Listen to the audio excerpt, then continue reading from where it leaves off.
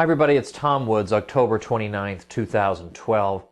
In this video I want to hit the common fallacy according to which World War II was a time of great prosperity in the United States. This claim pops up so often I wanted to make a brief video on it. There are lengthy videos on this out there, but when you want to have your friend look at something, well, you can't always persuade him to watch a 45-minute video. So I'm going to summarize the arguments, and then at the end I'll refer you to a page with more information if you'd like to know more than what's just in this video.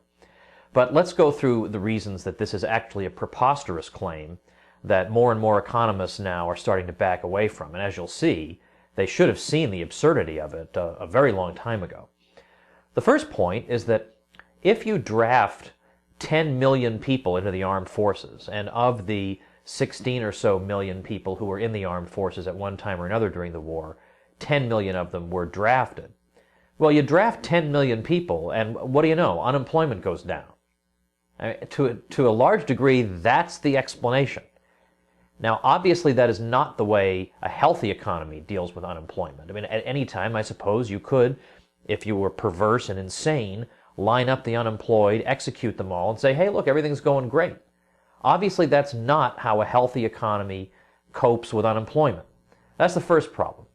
Second problem is, if we're going to believe these crazy GDP numbers from the early 1940s that tell us, oh, wow, what a great bout of prosperity we had, we also have to believe those same figures when they also tell us that 1946 was a terrible depression year.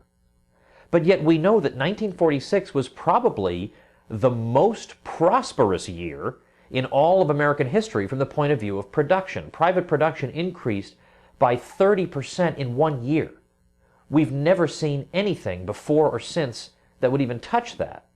But according to these same figures, this was a time of depression. So right away, you should be wondering, maybe there's something screwy about these figures. Here's another reason you should think there's something screwy about those figures. During the war, the most skilled sector of the labor force was sent off to Europe or to the Pacific to fight.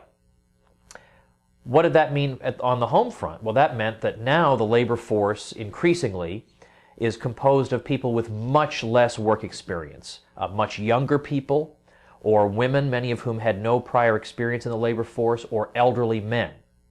And yet, during those years, when we have this unbelievable and very abrupt resource constraint, where the best, most skilled, experienced workers are gone fighting, and much less experienced people take their places, and yet we get growth rates of 13% per year, which have never been seen since. It smashed all previous records.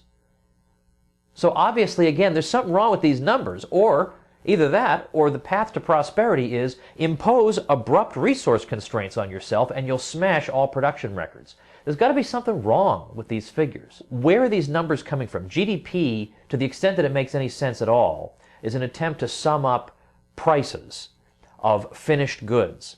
Prices that are meaningful are prices that arise from you and other people making exchanges voluntarily. You buy a pair of gloves, somebody else buys a new hat. These are voluntary exchanges, and they give rise to meaningful prices.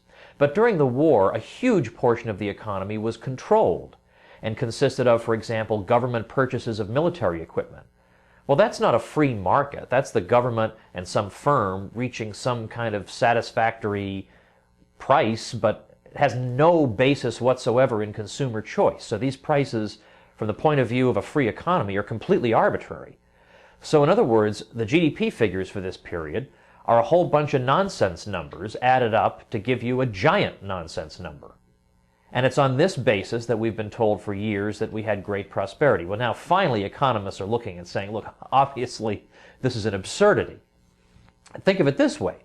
During the war, 40% of the labor force was either in the armed forces or in the military industry or were civilian employees of the armed forces. So that is to say, 2 out of 5 people in the workforce were not producing consumer goods. Now you may say, but we needed them to go fight the war. That's a separate issue. We're looking at the economic issue here.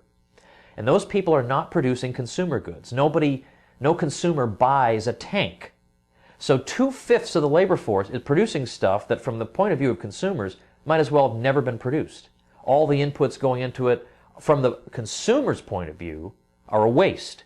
And meanwhile, that means that the other 60% are now being taxed to pay for those 40% not to produce any consumer goods. So in other words, you have less production going on and less monetary wherewithal with which the remainder of the people can buy those goods, because their money is being taxed away to pay for it. How could that possibly be prosperity? And not to mention the price controls, not to mention the product quality deterioration, which is how private firms always have to deal with price controls. How do you deal with the fact that entire classes of consumer goods simply could not be acquired during the war? You put all this together, and the result is that this was not a time of prosperity.